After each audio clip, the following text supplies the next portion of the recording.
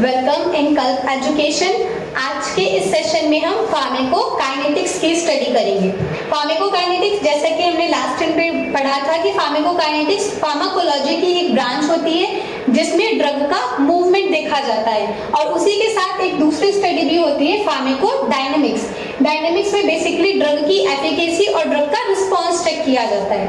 तो फार्माकोकाइनेटिक्स और फार्माकोडायनेमिक्स इन दोनों की स्टडी दो पैरामीटर्स पे डिपेंड करती है। पहले पैरामीटर्स जो उस ड्रग की खुद की प्रॉपर्टीज होती हैं, जो कैरेक्टरिस्टिक फीचर्स होते हैं, और दूसरी प्रॉपर्टी डिपेंड करती है हमारे बॉडी के सिस्टमिक सर्कुलेशंस पे, बॉडी के सिस्टमिक पैरामीटर्स पे। जस्ट लाइक ब्लड फ्लो कैसा है, बैरियर कौन कौन से प्रेजेंट है, ट्रांसपोर्टेशन एंजाइम्स कौन से हैं, ब्लड टिश्यू का पीएच क्या है, सॉल्युबिलिटी कितनी है, और भी काफी पैरामीटर्स हैं, रिसेप्टर की डेंसिटी कैसी है। ये सारी चीजें दोनों पे डिपेंड करके काइनेटिक्स और डायनेमिक्स डिफाइन होती है। नेक्स्ट अब बात करते हैं इंडिविजुअल फार्माकोकाइनेटिक्स की। As kinetics means movement in response of drug. जब भी हम कोई ड्रग इनटेक करते हैं, आइदर वो लिक्विड फॉर्म में हो, सॉलिड फॉर्म में हो, गैसेस फॉर्म में हो या पैरेंटल फॉर्म में हो, तो सबसे पहले उस ड्रग का हमारी बॉडी में एब्जॉर्प्शन देखा जाता है कि वो बॉडी में किस तरह से एब्जॉर्ब हो रही है अपने साइट ऑफ एडमिनिस्ट्रेशन के थ्रू। उसके बाद उसका डिस्ट्रीब्यूशन देखा जाता है। डिस्ट्रीब्यूशन मींस जो बॉडी में सर्कुलेटरी सिस्टम है, लिम्फेटिक सिस्टम है, ये दोनों सिस्टम ही रिस्पॉन्सिबल होते हैं ट्रेवलिंग के लिए ट्रांसपोर्टेशन सिस्टम की तरफ। तो बॉडी में ड्रग का डिस्ट्रीब्यूशन किस पैटर्न से हो रहा है। देन मेटाबॉलिज्म की प्रोसेस कैसी है। मेटाबॉलिज्म के लिए मेन ऑर्गन हमारा लीवर होता है, तो लीवर में कौन कौन सी रिएक्शंस होती हैं, कौन कौन से स्टेप्स होते हैं, वो सब मेटाबॉलिज्म में आएगा। एंड देन लास्ट उसमें होता है एक्सक्रीशन। आफ्टर द मेटाबॉलिज्म वो ड्रग हमारे किसी भी काम की नहीं होती है, तो उसका बॉडी से एक्सक्रीशन हो जाता है। तो ये चार पैरामीटर्स मिलके फार्माकोकाइनेटिक्स को डिफाइन करते हैं। तो एक इमेज के थ्रू हम इसको समझते हैं। सबसे पहले कोई भी अगर ड्रग अपने डोजेस फॉर्म में है, वो हमारी बॉडी में आएगी, जो भी उसका साइट ऑफ एक्शन होगा, जो कि हमने रूट ऑफ एडमिनिस्ट्रेशन में पढ़ा था, उसके लिए वहां पे आएगी। उसके बाद वो स्टमक में जाकर डिसॉल्व होगी। डिसॉल्व होते होते वो डिसोल्यूट होगी, डिसइंटीग्रेट होगी और फ्री ड्रग में टूट जाएगी। फ्री ड्रग में आने के बाद वो हमारी ब्लड वेसल्स में फ्रीली मूव करेगी। मूव करते हुए वो अपने साइट ऑफ एक्शन तक जाएगी। तो जब साइट ऑफ एक्शन पे जाएगी तो वो फिर से बाउंड होगी अपने रिसेप्टर से, अपने एक्शन शो करेगी, और एक्शन शो करने के बाद वो वापस हमारे ब्लड कैपिलरीज में आ जाएगी। दूसरी तरफ अगर वो स्टोरेज फॉर्म में किसी प्रोटीन के साथ बाइंडिंग हो रही है, उसकी बाइंड करके वो अपने ड्रग फॉर्म में आ रही है, तो वो स्टोर हो जाएगी और फिर से फ्री फॉर्म होकर वो ब्लड कैपिलरीज में चली जाएगी। तो इसी तरह इसकी एक प्रोसेस कंटिन्यूअसली साइमल्टेनियसली चलती रहती है। जब भी कोई ड्रग होती है वो हमेशा फ्री फॉर्म में ही मूव कर सकती है। अगर उसके पास कोई बॉन्डिंग प्रोटीन या मॉलिक्यूल आ गया या बॉन्डेड फॉर्म में हो गई, तो वो एक जगह स्टोर हो जाती है। उसके बाद फ्री फॉर्म में ही उसका मेटाबॉलिज्म भी होता है और एक्सक्रीशन भी। एक्सक्रीशन के लिए वो थ्रू यूरिन के थ्रू एक्सक्रीट हो सकती है, बाइल के थ्रू, स्वेट के थ्रू, सलाइवा के थ्रू, किसी भी तरह से वो बॉडी से एक्सक्रीट आउट हो जाएगी। Then next transportation. अब अगर एब्जॉर्प्शन की बात आ रही है तो बॉडी में सबसे पहले हमें ये जानना है कि एब्जॉर्प्शन होता कहाँ से कहाँ तक है। हम तो बात कर रहे हैं कि वो स्टमक में जाएगी, स्टमक में जाने के बाद वो एब्जॉर्ब होने लगेगी, बट एब्जॉर्ब होने के लिए सबसे पहले हमें बॉडी की अपनी सेल मेम्ब्रेन के बारे में पढ़ना है, क्योंकि cell membrane as a barrier भी काम करता है एक्स्ट्रा सेलुलर और इंट्रासेलुलर फ्लूइड के लिए।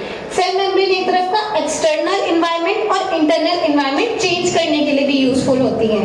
तो जो बॉडी की सेल मेम्ब्रेन होती है, सेल्स होती हैं, उसकी जो सेल मेम्ब्रेन है वो फॉस्फोलिपिड की बनी होती है और वो बाइलेयर स्ट्रक्चर होता है। बाइलेयर इन द सेंस उसका हेड एंड अंदर का हेड, दोनों ही हेड हाइड्रोफिलिक होता है और बीच की जो टेल है वो हाइड्रोफोबिक होती है। उसके बाद इसमें कई सारे ग्लाइकोप्रोटीन्स होते हैं, कोलेस्ट्रॉल होते हैं, कार्बोहाइड्रेट मॉलिक्यूल्स होते हैं, कई सारी चीजें मिलाते हैं जिसकी तरह से कोई भी ड्रग पार्टिकल अगर आ रहा है तो वो इन सारी चीजों के थ्रू, किसी ना किसी के थ्रू वो बॉडी में एब्जॉर्ब होके आउटर साइड से इनर साइड में इजिली अंदर चला जाएगा। तो नेक्स्ट अभी हाइड्रोफिलिक, इसी तरह दो सिमिलर टर्म होते हैं, लाइकोफिलिक एंड लाइकोफोबिक। तो फिलिक और फोबिक का क्या मतलब होता है? बेसिकली फिलिक का मीन्स होता है लविंग, किसी की तरफ अट्रैक्ट होना या अटैच होना।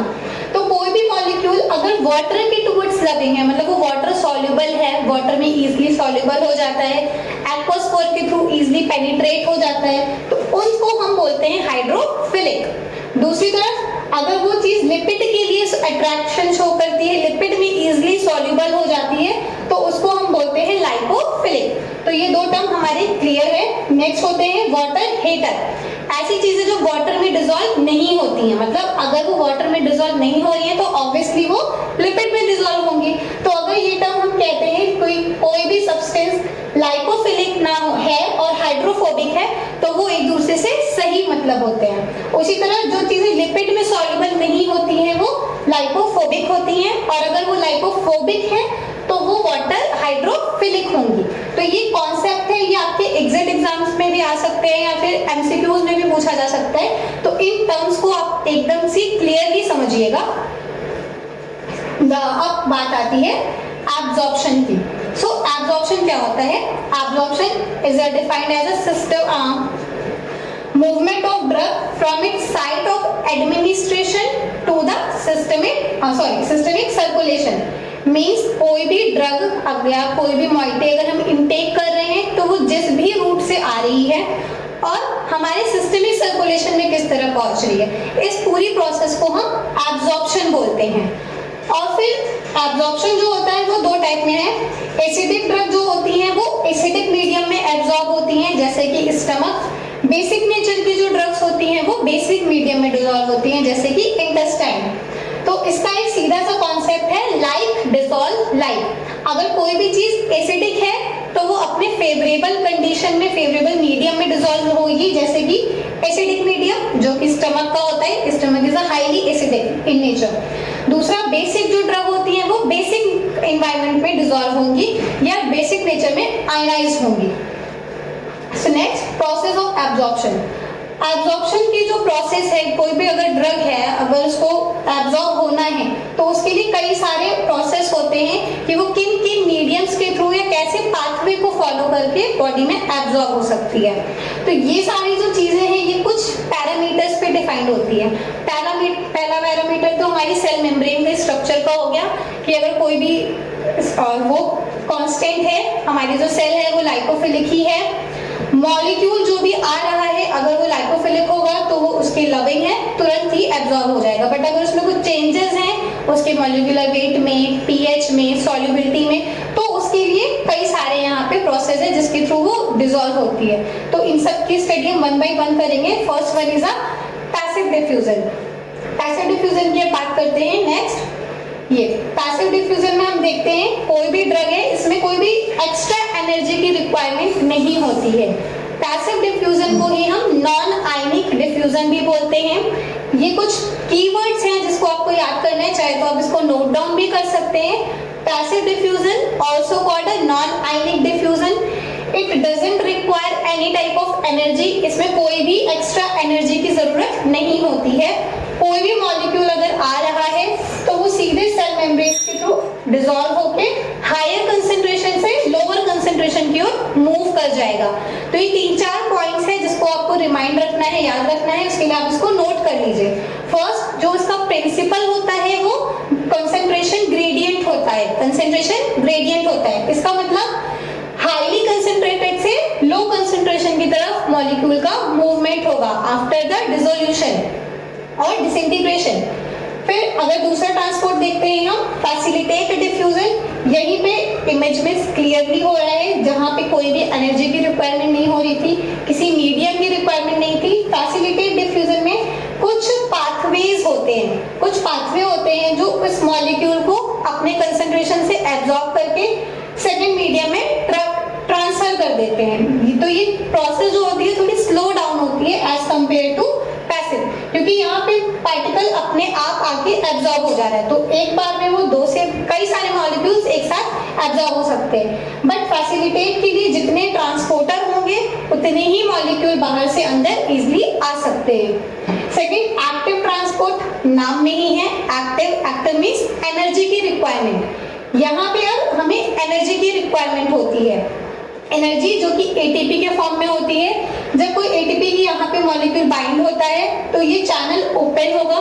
चैनल ओपन होने के बाद जो भी कंसंट्रेशन में ड्रग है वो अपने ब्लड कैपिलरीज के थ्रू यहाँ पे अंदर सेल के अंदर आ जाएगी। तो इस तरह से ये प्रोसेस कंटिन्यूअसली चलती रहती है। नेक्स्ट लाइक कैरियर ट्रांसपोर्ट, ये भी एक तरह का वो एब्जॉर्प्शन सिस्टम है। इसमें 2 पाथवे फॉलो होते हैं, सिम्पोर्ट एंड एंटीपोर्ट। अब इसका मतलब क्या होता है? सिम्पोर्ट का मीन्स ए सपोज हमारा कोई ड्रग मॉलिक्यूल है, ओके, और बी हमारा कोई भी एनर्जी रिक्वायरमेंट का मॉलिक्यूल है। तो ये 3 प्रोसेस में होते हैं। फर्स्ट इज अ यूनिपोर्टल, यहाँ पे देख सकते हैं ए जो है ड्रग मॉलिक्यूल है, बी हमारा कैरियर मॉलिक्यूल है। तो यूनिपोर्टल में सिर्फ हमारी ड्रग आती है जिसके लिए कोई भी एक्स्ट्रा फोर्स की जरूरत नहीं होती है। सेकेंड वाले में सिम्पोर्ट, जहाँ ड्रग और कैरियर मॉलिक्यूल दोनों ही एक डायरेक्शन में आते हैं, मतलब सेल मेम्ब्रेन के ऊपर से एक्स्ट्रा सेलुलर से इंट्रासेलुलर में मूव करते हैं और दोनों साथ में मूव करते हैं, एक ही डायरेक्शन होती है। और एंटीपोर्टल में क्या हो रहा है? ड्रग मॉलिक्यूल जब हमारा अंदर आता है तो अंदर का कोई कैरियर मॉलिक्यूल बाहर जाता है। तो ये केस बेसिकली सोडियम और हाइड्रोजन के केस में होता है। सोडियम हाइड्रोजन का जो पंप होता है ये उसका सबसे बेस्ट एग्जांपल है। एक सोडियम मॉलिक्यूल अगर अंदर आता है तो दूसरा हाइड्रोजन बाहर चला जाता है। सिम्पोर्ट के लिए हमारी डायबिटिक्स में कई सारे ड्रग है जो को ट्रांसपोर्टर की तरह काम करती हैं, जिसमें दोनों के दोनों मॉलिक्यूल एक साथ अंदर आ जाते हैं। और यूनिपोर्टर बेसिकली जितने भी रिसेप्टर्स हैं वो यूनिपोर्टर ही वर्क करते हैं। तो आई होप ये आप सभी को समझ में आया होगा। Thanks for watching. अगर आपको कोई भी कंफ्यूजन है, कोई डिटेल्स चाहिए तो उसकी डिटेल हमारी डिस्क्रिप्शन बॉक्स में दी हुई है। Do like, share and subscribe.